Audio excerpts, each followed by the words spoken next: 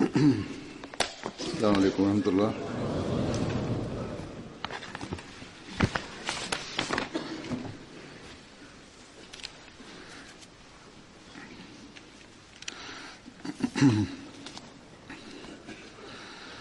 أشهد أن لا إله إلا الله وحده لا شريك له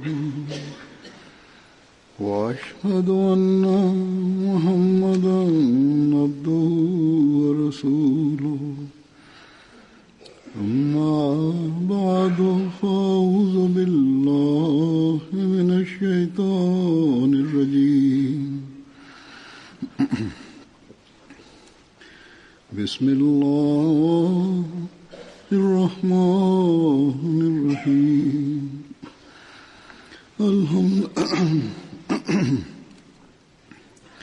الحمد لله رب العالمين الرحمن الرحيم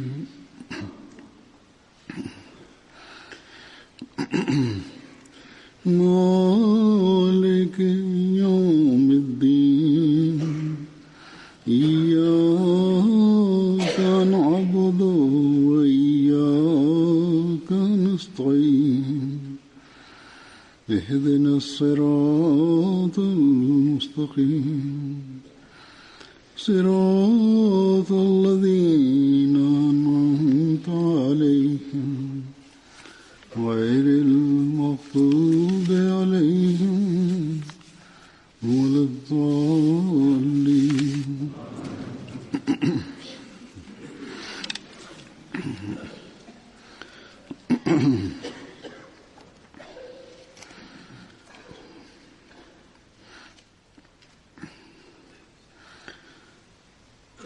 कुरान करीम में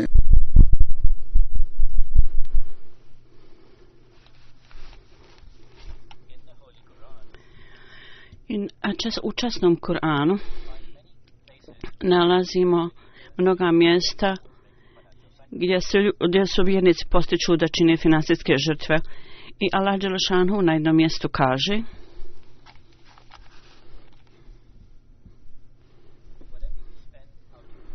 šta god budete trošili od svog imetka, to je za vašu vlastitu korist.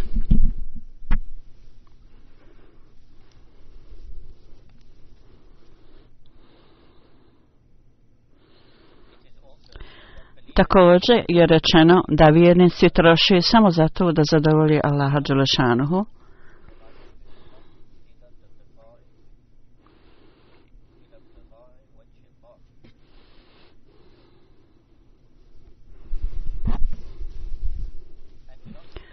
Ovo znači nemojte trošiti osim da zadovoljite Allaha dželešanuhu.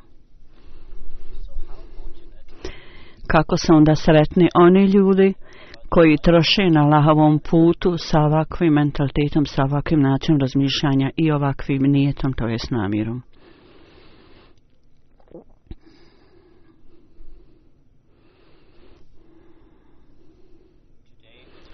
Danas, milošću Allaha svemogućeg, u cijeloj zemlji nema nikoga osim Ahmedi muslimana koji radi da steknu zadovoljstvo Allaha dželešanuhu imaju ovaj način razmišljanja da zažrtvuju svoj imetak na Allahovom putu. Možda ima još nekih drugih ljudi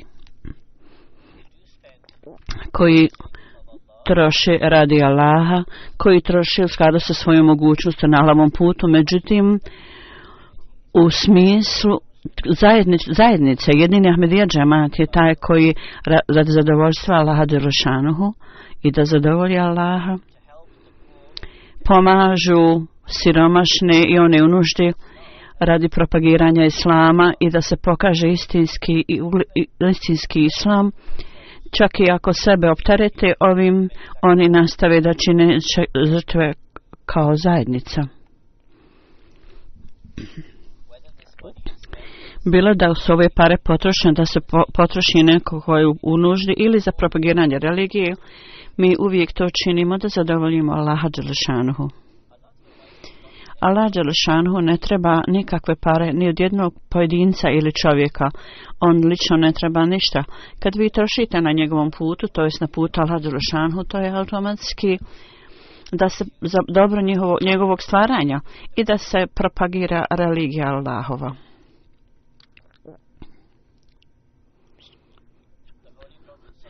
Časni poslanik sallallahu alejhi ve sellem u ovom hadisu koji je on proučio pravo od Allaha dobio, kaže se: o djeco Ademova, skupljajte svoj imetak i budite zadovoljni. Skupljajte imetak kod mene i sa mnom i ne smije biti nikakve pohlepe, ništa. Ja ću dati onome ko treba i dat ću onome ko najviše treba.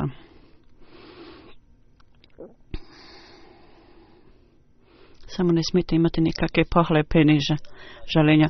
Dakle, kad trošimo na put Allah dželešanu kaže: ovo nije samo trošenje, ovo je zapravo da ispunite moje zadovoljstvo, to jest da ispunite svoju religijsku obavezu. Dakle, šta god trošite, to nije trošak. To je zapravo skupljanje na svom vlastitom računu kao vjernik. Kad god kao vjernik to trebate, kad ste u opasnosti ili da bude uz prilice budete pokradeni ili da potanete, Allah će uvijek uzeti o taj račun vaš i pomoći će vam. Kažu da će na sudnjem danu, do dana polaganja računa, oni koji budu trošili na putu Allaha dželešanuhu, ostaće u sjeni Allahovoj sjeni. Međutim, to je stavljen uvjet da Allah dželešanuhu ne voli imetak koji je zarađen na neprikladni način. Zapravo, vaš prihod mora biti čist, mora biti stečen kroz prikladan napor. Ako vaš prihod je stečen i trošen na Allahovom putu na čist način, onda je to prihvaćeno. I to je nešto što uvijek moramo imati na umu. Da naš imetak glava nam mora uvijek biti iznad vode. Ashabi časnog poslanika sallallahu alejhi ve sellem, kakve su napore i nastojanja oni činili. Šta su oni radili da troše imetak samo radi zadovoljstva Allaha dželešanuhu. Kad god je časni poslanik sallallahu alejhi ve sellem iznio apel za finansijsko žrtvovanje za bilo koju svrhu, kako su njegovi ashabi odgovorili na taj poziv? Mi ovo nalazimo u iznošenjima raznim. Ebu Mensur Ensara, on kaže da je časni poslanik sallallahu alejhi ve sellem kad god je dao nalog da se daje sadaka, odnosno milostinja ili dobrotvorne svrhe, ljudi su išli na pijacu i počeli raditi nešto. Onda, čak ako bi primili najmanji iznos, oni bi to dali za taj apel. Čak i ako bi zaradili jedno zrno, oni bi to davali za milostinju i dobrotvorne svrhe.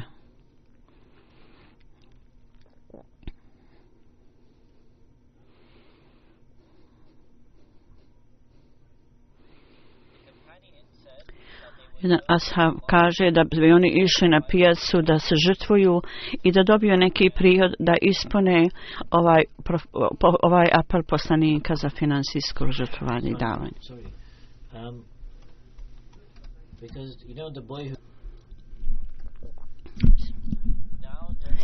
Sada ima ljudi koji imaju stotine hiljada, to jest u vrijeme ashaba, i kažu u jednom ashabu, kad je on postao musliman, primio islam, to je Hazret Abu Bakr, imao je 40.000 imetka osim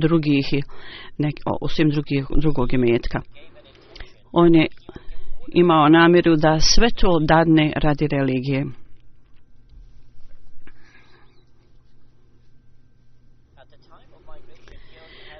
U vrijeme iseljenja on je sam imao 500, što mu je preostalo. Sada ako mi ovo proučavamo sa zlatom koje on imao u to vrijeme sa sadašnjom novčanom vrijednošću, možemo reći da je to ravno 1.000.000 funti danas koje je Abu Bekir imao i koje je dao. To je više nego skoro sav naš budžet iz cijelog svijeta koji skupimo za ovak final. Tako da stanje ashaba u to vrijeme je bilo tako da čak oni koji su mogli dati samo nekoliko centi ili nekoliko malo zrna žita, oni su to dali. A oni koji su bili imućni, ih nije bilo briga da sebe stavaju bilo kakvu vrstu teškoća. Zapravo su napustili sve bez ustezanja radi Allaha. Mi također vidimo među ashabima obećanog Mesija alejhi selam. Mi vidimo žrtve prvog halife, Hazreti Kalifatul Mesih prvo, koji je dao ogromne žrtve. Kad god bi obećan Mesija alejhi selam trebao nešto, on se uvijek žrtvovao. Slično tome, Hazreti doktor Halifa Rešidun. On je bio otac Hazreti Umi Nasir.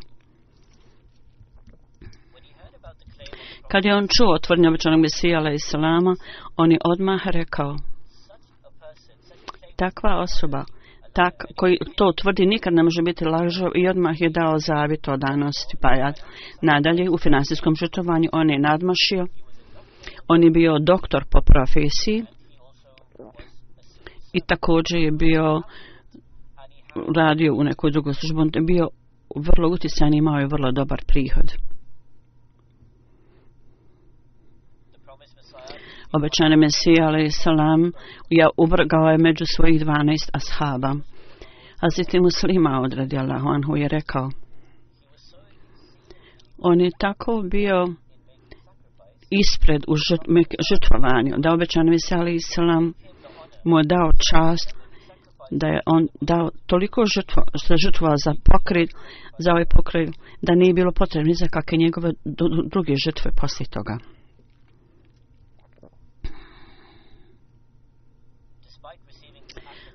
Uprkos što je primio ovakvu pohvalu, nikad nije napustio da se žrtvuje, nego su nastavili se žrtvovati. Kad je obećan Mesija alejhi selam bio upleten u sudski spor, u Gurda sporu, u to vrijeme on je trebao da troškovi rastu i da imamo troškove ove tužbe i također se troškovi kuhnje javne da rastu. Kao rezultat toga što sam bio u Gudasparu, tamo je bila također javna kuhinja i također kuhinja koja je bila u Kadijanu, koja je radila tako da su troškovi rasli. Kao rezultat toga obećani Mesija alejhi selam je izdao novčanu molbu i na to je kalifa Rašidul Sahim i tako tog dana kad je napravljen apel, on je primio povećan svoj prihod i dao je cijelu platu 450 rupija u to dan, što je ravno 100.000 danas. On je sve to dao radi obećanog Mesija alejhi selama. Jedan od njegovih prijatelja je rekao: ostavi nešto za svoje potrebe kod kuće. Na što je on odgovorio: Allahov Mesija je rekao da je ovo potrebno na Allahovom putu, zašto ja onda trebam išta ostaviti sebi kad religija ovo treba, onda sve treba dati radi religije.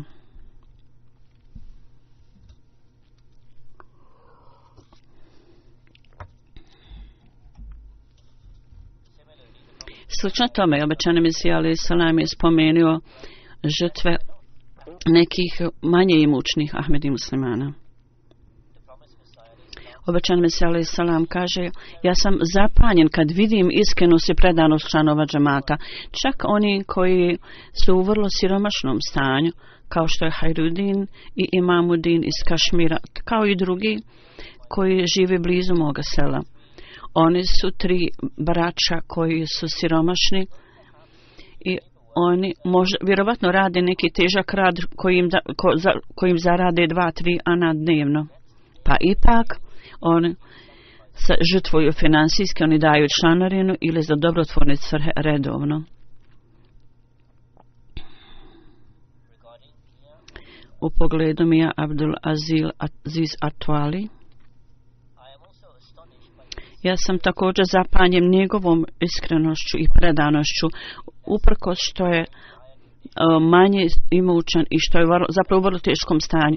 On je želio rekao je da želi da mnogo dadne za religiju, želje mu je da dadne 100 rupija. Možda bi mu trebalo decenije i dugo godina da skupi takav imetak, međutim njegova ljubav i želja da dadne za religiju je bilo to što je dominiralo u njegovoj strasti ljubavi. Ovo je stanje ljudi, oni koji žrtvuju finansijski imetak. Ja sam dao neke primjere iz vremena časnog poslanika Stroveselem i dao sam neke primjere iz vremena obećanog Mesija, alejhi selam.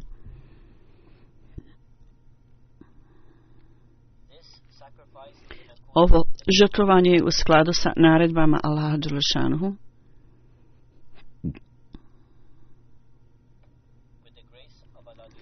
Uz milost Allaha dželešanuhu mi nalazimo ovaj duh usađen u članovima obećanog Mesaje i danas u zajednici obećanog Mesaje. Allah dželešanuhu je dao shvatanje i osjećaj i želju obećanom Mesaje i u članovima džemata su takvi da ne možemo naći nigdje drugo. Mi nalazimo ovo širom svijeta ove primjere, jer je naša navika i običaj da kao što je tradicija 7. januara bude najavljena godina Vakfi Džedid i ja ću zato predstaviti određena iznošenja oni koji su nadmašili u svom žrtvovanju vezano za Vakfi Džedid. Mi vidimo kako kroz duh žrtvovanja Allah dželešanuhu nagrađuje ove ljude čak u ovom životu i to postaje za njih sredstvo da ojačaju svoju vjeru.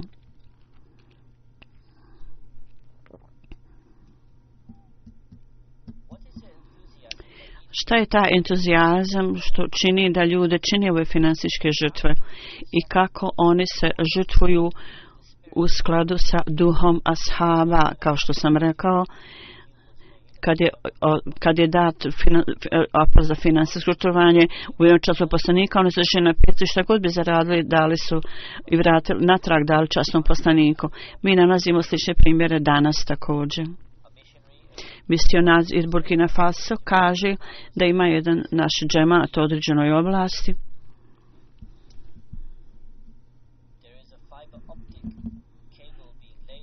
Tamo je položen jedan kabel i neki hudamo iz omladinske organizacije u džematu govorili su sa nekim radnicima i također im dali priliku da nešto urade i radi toga da bi zaradili nešto. Zapravo da ne zarade, nego da iskopaju vjerovatno kanal za te kablove. Kao rezultat dato im je otprilike nekoliko stotina u novčane vrijednosti te zemlje. Kao što sam rekao, ovo je taj duh koji mi nalazimo samo u džematu Ahmedija i nigdje drugo.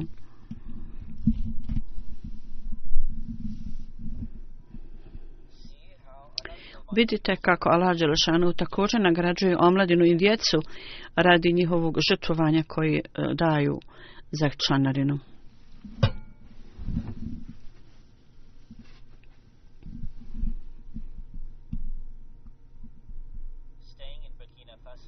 Boraveći u Burkina Faso, da ostanemo u Burkina Faso, ima jedan oblast također. Jedan Ahmedi iznosi i kaže ja sam trebao da krenem na neko putovanje i godina Vakfi Džedid se približavala kraju.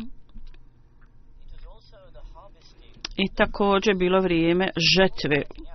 I prije nego što sam krenuo, ja sam rekao djeci kad završi žetvu da uzmu 10% i da dadnu za članarinu. I onda sam krenuo na putovanje, otišao sam na put. Kasnije, moja djeca su pokupila žetvu i stavili u kuću i nisu ništa dali za članarinu. Kad sam se vratio i kad sam vidio, ja sam pitao i saznao sam da su djeca zadržala kod kuće svu žetvu. Na to sam ja rekao djeci, odmah iznesite svo žito i uklonite desetinu od 10% koji treba da bude dat za članarinu. Tako da su oni uklonili svo žito iz kuće i uzeli su dio koji je trebao da bude dat za članarinu. i rekli su da nema manjka za njihove vlastite potrebe. Dakle, oni su bili iznenađeni čak i ako su dali tu količinu za članarinu da i nije bilo manjka za njihove potrebe u žitu. Tako da je Allah, da je otac rekao, Allah dželešanu vam pokazuje da ako budete trošiti njegovom putu, vaše lični imetak nikada se ne umanjuje, nego se zapovećava. Ovo je vjera onih ljudi koji sjede 1000 milja daleko. Oni su prihvatili obećanog Mesiju alejhi selama. Oni su oni koji postupaju u skladu sa učenjima istinskog islama.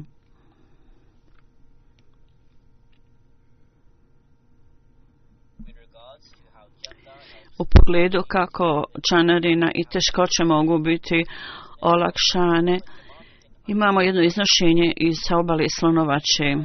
Jedan Ahmedi prijatelj od tamo prenosi sljedeći. Kaže, ja sam bio Ahmedi prilično dugo vremena, ali nikada nisam davao za članarinu. Moj život je uvijek bio ispunjen nekim nesrećama i problemima. Moja djeca su se razboljevala. Ponekad sam imala problem sa žetvom i sa sjetvom. Međutim, zadnjih nekoliko godina ja sam se uključio u blagoslovljeni program Vakf Džedid.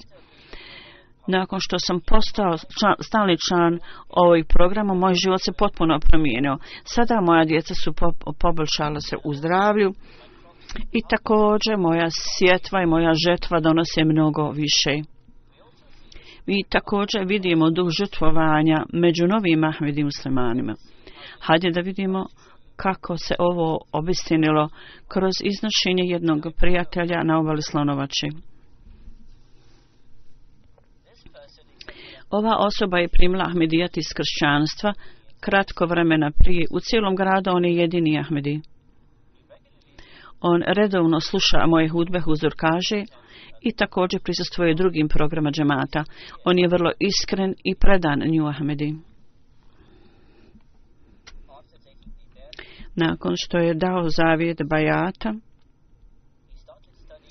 počeo je proučavati raznu literaturu džemata u francuskom jeziku i alhamdulillah, on je sada aktivan propovjedač, prenosilac vjere na Allahovom putu. On je napustio svoj smještaj i počeo da živi negdje blizu centra džemata, tako da kako moguće više uveća svoje učenje. Kako je napustio taj svoj rodni grad, nije imao zaposlenje, počeo je da traga za poslom, istražuje da bi našao neki posao. Njegova žena je zarađivala i ona je podnosila sve troškove kućne.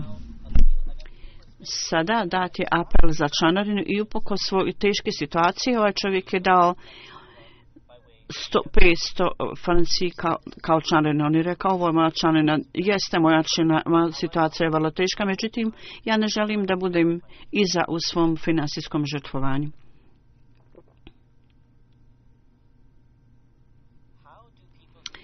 Kako ljudi koji daju za članarinu stiču lično zadovoljstvo? Jedan naš misionar sa oblastom će kaže u Bunduku gradu na obali Slonovače, tamo islam poučavaju većina hodža koji su neahmedi vjerski učenjaci. Jedan čovjek je dao zavjet bajata, primio Ahmedijat, njemu je Ahmedijat bio predstavljen preko lifleta, on je saznao Ahmedijat džemat.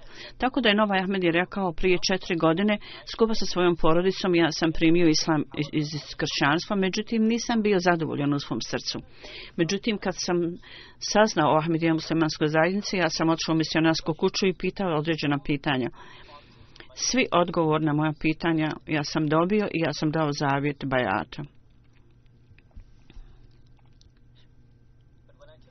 Međutim, kad sam dao zavjet bajata, bio je mjesec decembar i misionar mi je rekao o važnosti članarine i on je rekao mi o francuskom učitovanju. Ja sam samo imao 2000 franci u to vrijeme.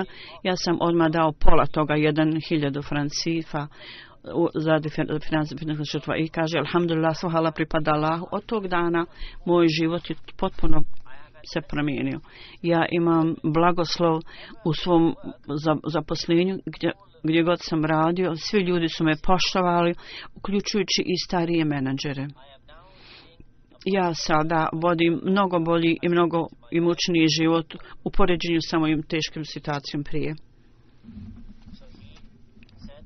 On je rekao da je on stalni član davanja članarine od ranog perioda otkad je dao svoj zavjet bajata. U jednom selu u Tanzaniji imamo jedan primjer u New Ahmedi, Novom Ahmedi. Ova osoba kaže u Šekimba selu, kaže ja sam bio vrlo škrt u davanju članarine.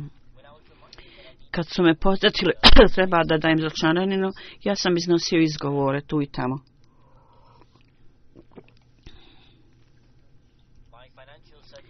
Moje finansijske okolnosti nisu bile dobre i ja sam zato se ustezao da dajem članarinu.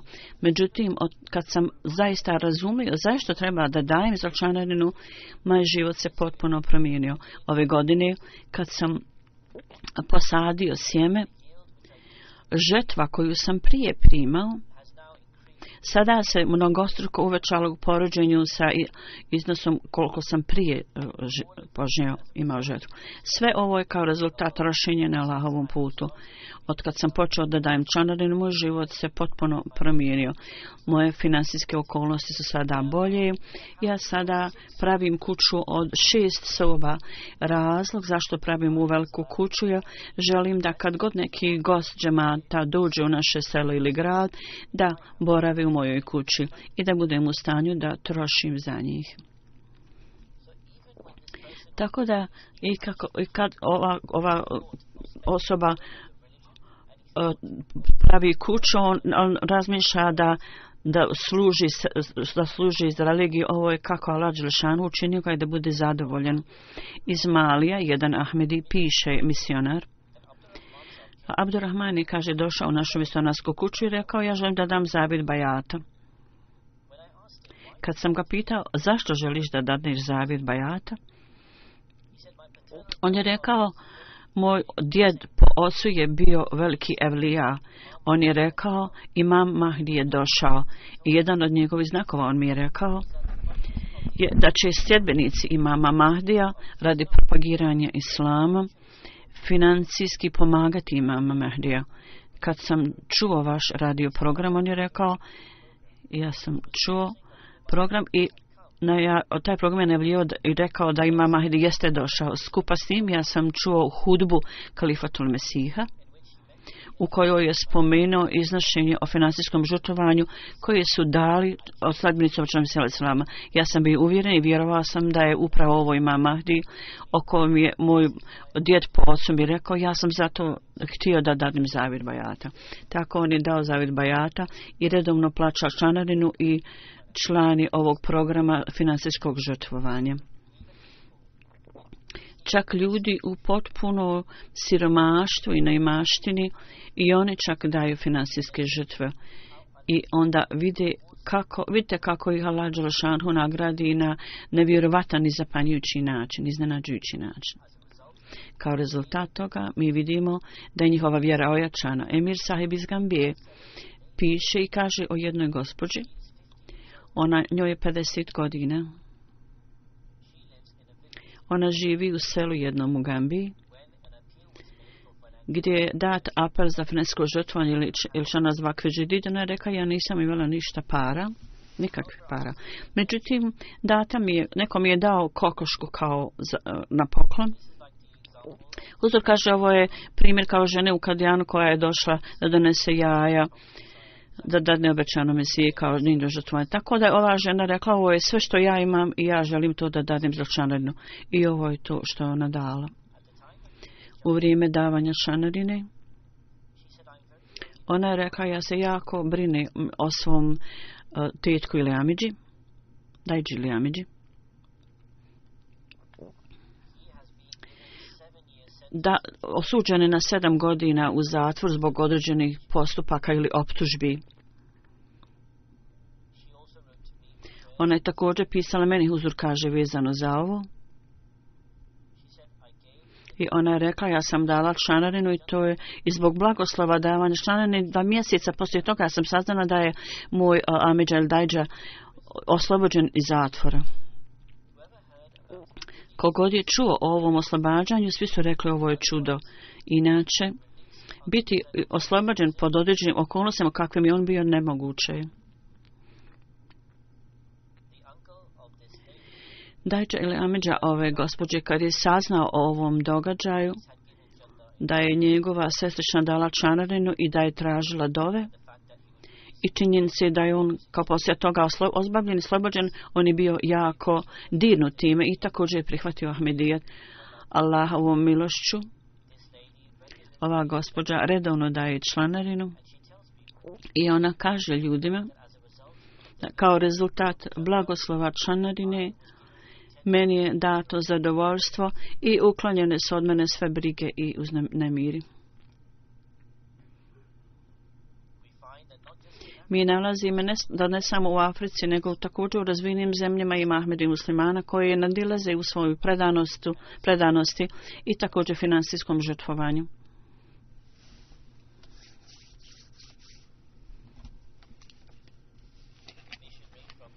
Misionar iz Australije piše, kaže u Melbourneu, jedan mladić koji je studirao u univerzitetu i u skladu sa svojim uvećanjem on je dao za svoje pare za Vakf Džedid. Međutim, u petak na džumi članovi neki su posjećeni Vakf Džedid. Na ovo je ovaj omladinac dao dalje obećanje o velikom iznosu da će dati. Poslije svakih 15 dana on je primio $520 za svoj rad i ovog puta je primio $1200 koji nije očekivao poslije ovog perioda vremena. Tako on je rekao, nakon što je dao dodatni iznos, on je primio dodatni iznos za svoj posao i on je smatrao da je to blagoslov što je dao za članarinu.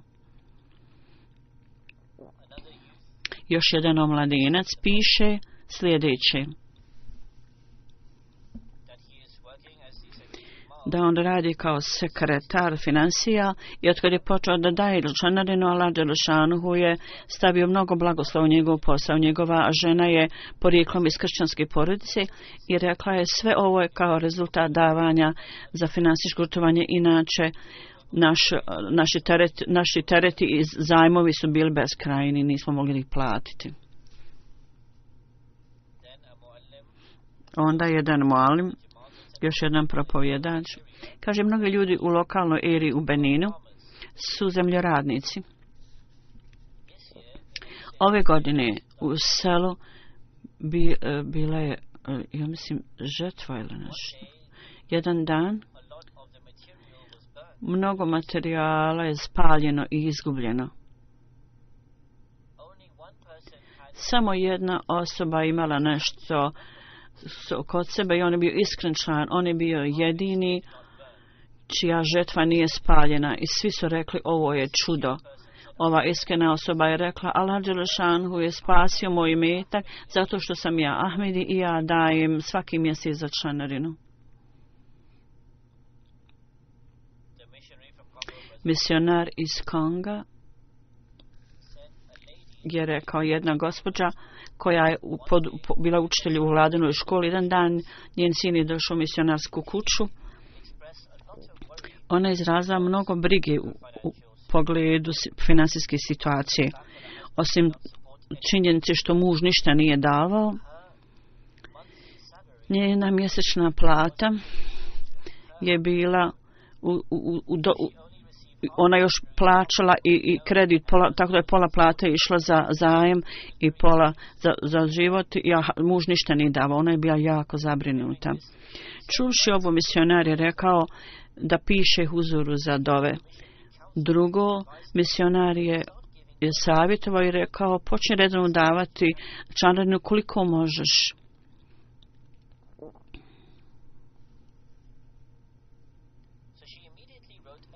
Tako da je ona odmah meni pisala pismo huzur, kaže, i počela je odmah redovno davati članarinu.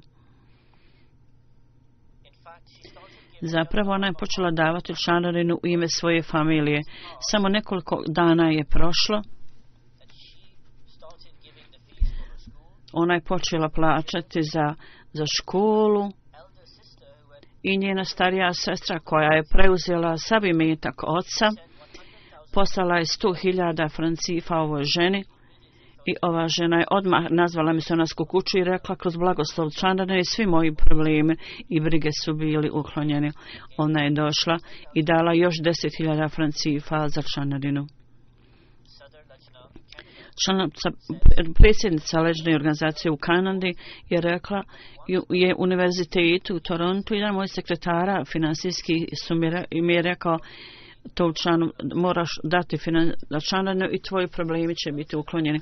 Ova djevojka je rekla imala sam samo $50 u to vrijeme, znači ona je bila govorila studentici i kaže ja sam opterećena, međutim kaže dala sam to za vakf džedid $50. Kratko poslije što sam davala nakon što sam dala ovaj iznos, primila sam školarinu za $800 sa univerziteta. Allah Đelešanu me mnogostruko nagradio u odnosu na iznos koji sam dala da se žrtvujem, koji sam dala za članarinu. Abdurrahman Saheb, još jedan Ahmedi.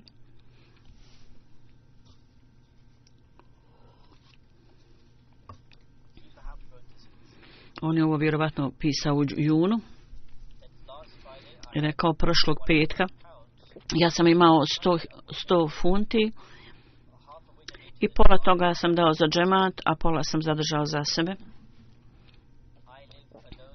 Ja živim sam kao Ahmedi, ja nemam nikoga osim Allaha Đelešanu. Međutim,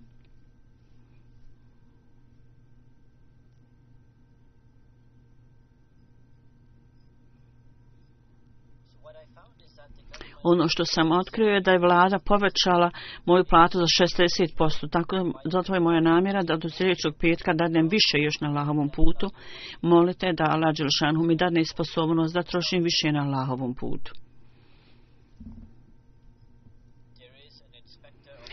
Ima jedan inspektor za članarinu iz Indije koji piše sljedeće. On je otišao na obilazak u posjetu u razne oblasti i govorio je sa jednim članom preko telefona. Rekao je mi dolazimo u tvoju oblast. Kad je poslije 1 sata otišao, oni su diskutovali kad je odjednom ušao neki čovjek. Mi smo razgovarali s njim. On je nešto odnio i ja sam pitao domaćina šta je ovo. Domaćin je rekao činjenica je da ste vi rekli da dolazite. Mi nismo imali ništa para, tako da smo imali samo malo. Tako ja sam prodao nešto i ovi ljudi su došli da to uzmu. Inspektor je rekao ne, u redu je. Domaćin je rekao ne, ja ne mogu to raditi. Kako može biti da je neko došao kad predstavlja centar, a da ja ga pustim da ode prazni ruku? Zato sam ja prodao ovu stvar koja je bila u mojoj kući i zato su ovo 2 ljudi došli i ušli u sobu i pred vama odnijeli ovu stvar, jer ja sam to prodao za 1 sat nakon što ste me vi zvali. Ovaj čovjek je stolar i uprkos finansijske teškoće on nije napustio to za financijski žrtvuje. U Indiji također inspektor vakfe živi u drugoj oblasti piše u oblasti UP u toku posjeti tamo. Mi smo otišli jednoj osobi da uzmemo članarinu za vakfe džid i on je spomenuo svoje brige i nemirnosti i rekao moja situacija je vrlo teška. Ja sam u vrlo teškoj situaciji. I on to kaže, otišao ponovo njegovoj kući tog čovjeka i on je rekao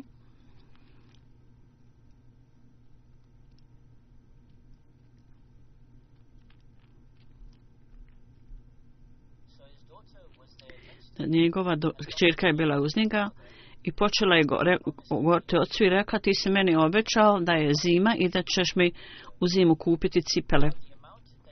Sada iznos koji si dao za članarinu, koji su uštedio, trebalo si dati meni.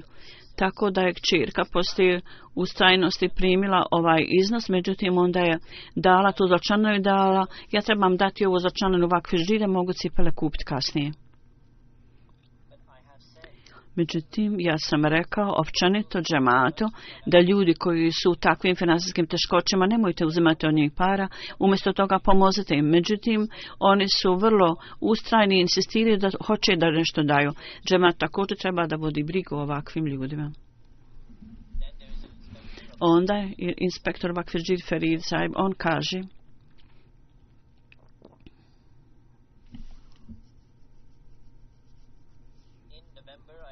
u novembru ja sam otišao u vizit u Jupi oblast. Ja sam tamo otkrio da ima jedna Ahmedi kuća u određenoj oblasti i on dugo vremena nije imao kontakta s džematom. Kad sam stigao u njegovu kuću, ja sam ih podsjetio o članarni za Vakfidžid.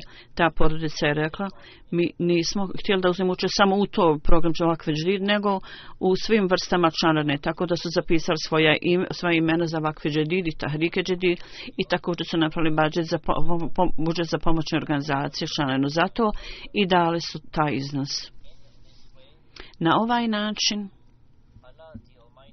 Allah Đelešanuhu je ponovo utemeljio onda odnos sa ovim ljudima za Vakfidžid. Kao što sam rekao, ako ima ikakve lijenosti, to je zbog naših ovih koji trebaju biti aktivniji, koji su na dužnostima i nekada s nekim nema dugo vremena nikakvog kontakta.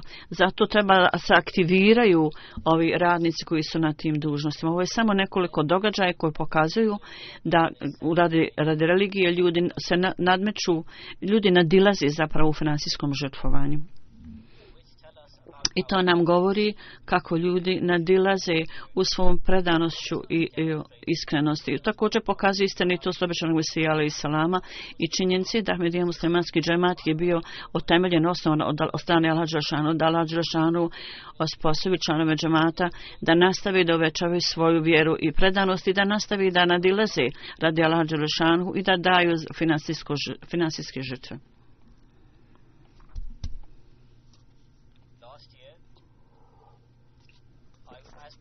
Prošle godine, ja ću vam reći položaj o Vakfidžid za ovu godinu također. Allahovom milošću, 60. godina se završila i sada je nastala 61. godina Vakfidžid. Od januara.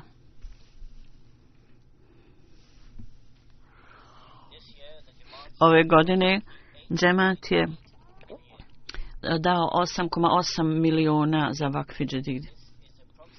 Ovo je otprilike 700 ili 800 hiljada više nego prošle godine. Pakistan je prvi u cijelom svijetu. Poslije toga položaj s ovako Vakfidžid su sljedeći. Prvi 10 zemalja su Britanija prva, osim Pakistanom, onda Njemačka druga, suprotno u Tahrike, treća je Amerika, Kanada je četvrta, Indija peta, Australija šesta, jedna zemlja na Srednjem istoku je sedma, Indonezija osma, onda još jedna zemlja na Srednjem istoku deveta i Gana je deseta. Gana je prilično dosta napredovala ove godine.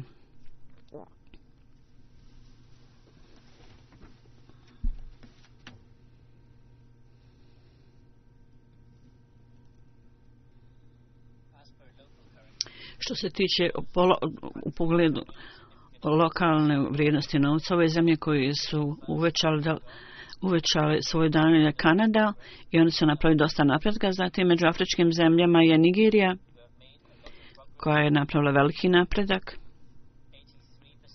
83%, Mali 55% povećanje, Kamerun 45% uvećanje, Gana je napravila 24% uvećanje, porast. To je upoređeno sa iznosom u lokalnom vrijednosti novca za prošlu godinu.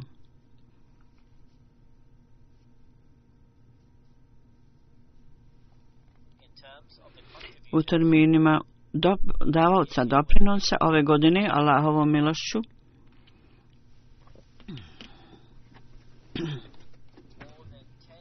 više od 10 miliona ljudi su uzeli učešće u ovom programu Vakfidžid.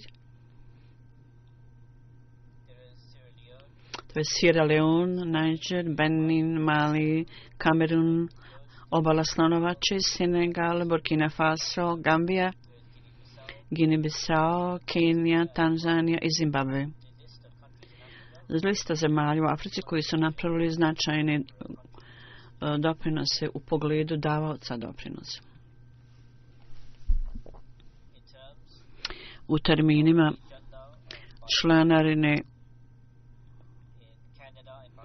po članu u Kanadi, Pakistanu, ovog puta u Australiji, također u Pakistanu prva 3 položaja. Prvi je Lahore, drugo Rabwa i treći Karachi.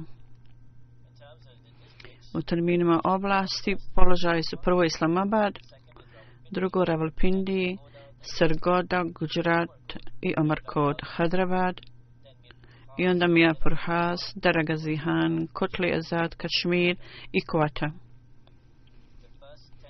Prvi 10 džemata u Pakistanu u terminima skupljanja iznosa Islamabad City, grad, Township, Gushan Iqbal Karachi, Samarabar Lahore, Rawalpindi City, Azizabad Karachi, Calicut Lahore, još jedno mjesto u Lahore, Surgoda City i Gara Hazan City.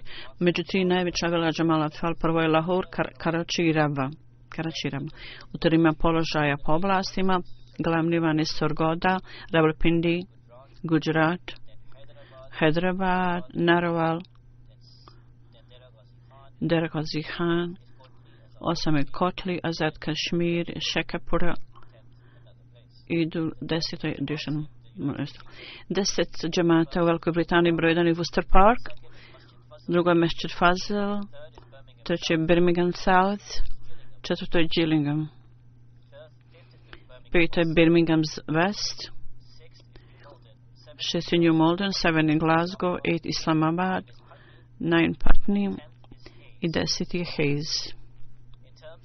U terminima oblasti, po oblastima, drugo je Midland, treće je North East, Middlesex, South London, Islamabad, East London, North West, Hertfordshire i onda Škotska. Prvi 10 džemana u Americi, Silicon Valley, onda Seattle, Detroit, Silver Spring, Central Virginia, Boston, Los Angeles East, Dallas, Houston North, sjever. U terminima skupljenih para 5 džemata u Njemačkoj, Hamburg, Frankfurt, Wiesbaden, Großgerau, Mofelden, Waldorf.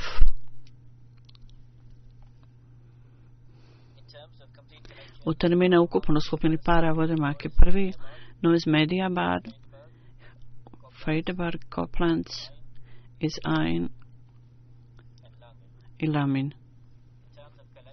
U termina skupljanja mjesta u Kanadi prva je One, Calgary, Peace Village, Brampton, Vancouver i onda Mississauga. 10 velikih džemata, prvi je Durham, Edmonton West, Saskatoon South, Windsor, Bradford, Saskatoon North, Montreal West, Lloydminster, Edmonton East, Arviforg i Atfal. 5 džemata u Kanadi su Durham, Bradford, Saskatoon South, Saskatoon North, Westminster i Daftar Atfal glavna Peace Village, Calgary, Vancouver, West. U Indiji u terminima provincija prvo je Kerala, Jammu Kashmir, Langana, Karnataka, Tamil Nadu, Enrisa, West Bengal, Uttar Pradesh i Varasa, čini se.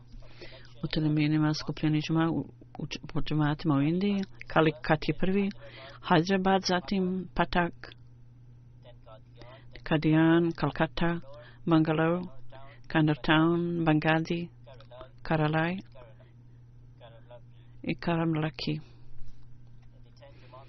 10 džemata u Australiji su prvi Castle Hill, drugo Brisbane, zatim Margin Park, Melbourne, Warwick, Plumpton, Blacktown, Adelaide South i Canberra.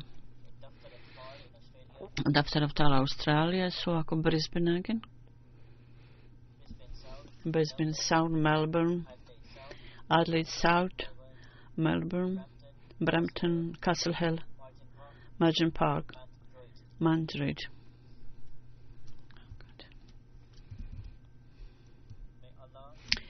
Da Allah Đelešanhu blagoslovi imetak svih oni koji su finansijski žrtvovali i da on uveće svoju predanost i iskrenost i da svi oni u svojim postupcima i u svojim riječima uvijek postupaju u skladu sa zadovoljstvom Allaha Đelešanhu. Ja ću također klanjati dženazu namaz za umrlog čije tijelo prisutno. To je Ali Guhur sahib, sin Munever sahiba, koji je iz Velike Britanije. On je umro 23. decembra.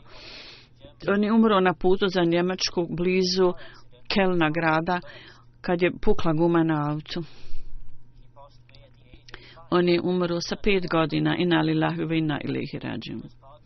On je bio član Vakfinao programa. Njegov djed Munever sahib je bio iz Narovala.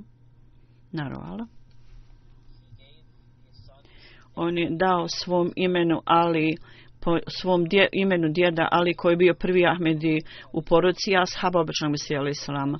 Mladi dječak Ali, njegov djed po ocu je bio iz Hyderabada. Alijeva majka Nusrat Jahan također radi u jednom našoj službi u timu koji piše pisma na engleskom. Kao što sam spomenuo, auto je išlo za Njemačku, išlo s autom za Njemačku. Nena ovog dječaka je također bila u autu. I također još je neko bio tamo, on u bolnici, i dala im dadne puno ozdravljenje i poravak. Dala Đelešanhu dadne i roditeljima ovog mladog djeteta strpljenje i snagu iz Allahovu milošću. Oni prolaze kroz ovaj gubitak s velikim strpljenjem, pogotovo majka. Djeca su nevina, naravno, i zasigurno će Allah Đelešanuhu staviti djecu u džennet.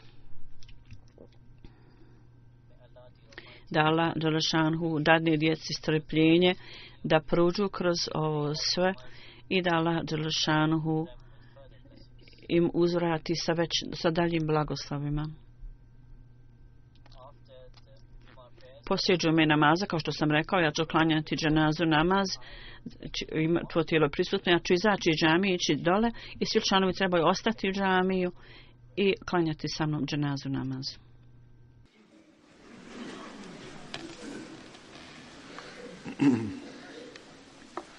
Alhamdulillah, nahmaduhu wa nasta'inuhu wa nastaghfiruhu. ونؤمن به ونتوكل عليه ونعوذ بالله من شرور أنفسنا ومن سيئات أعمالنا من يهده الله فلا مضل له ومن يضلل فلا هادي له ونشهد أن لا إله إلا الله ونشهد أن محمدا عبده ورسوله عباد الله رحمكم الله إن الله يأمر بالعدل والإحسان وإيتاء ذي القربى وينهى عن الفحشاء